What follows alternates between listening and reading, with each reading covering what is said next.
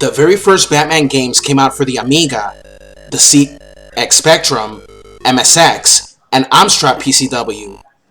The first Batman game was released in 1986.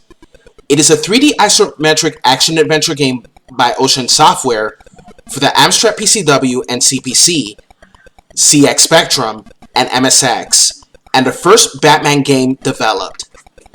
The game received favorable reviews. An unrelated Batman game was released 2 years later, titled Batman: The Caped Crusader. Both games for their time had impressive gameplay and graphics.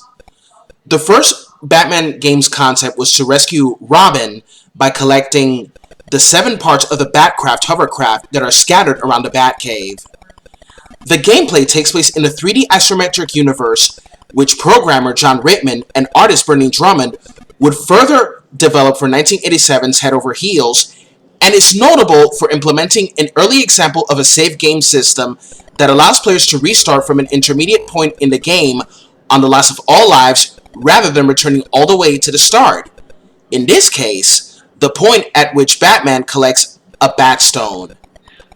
As for its sequel, The Caped Crusader, it is an action-adventure game which uses unique style innovated by Jonathan Smith and Charles Davies to display the action as though it takes place in a comic book.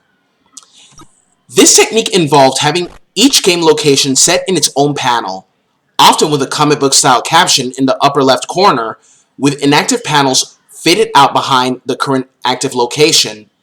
This concept was expanded upon by Sega's Comic Zone 7 years later.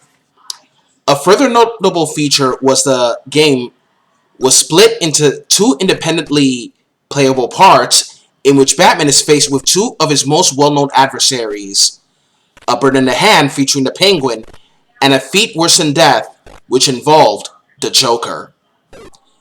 The gameplay involves Batman using punches and kicks and his Batarang in order to fight the villain's henchmen, as well as solving puzzles.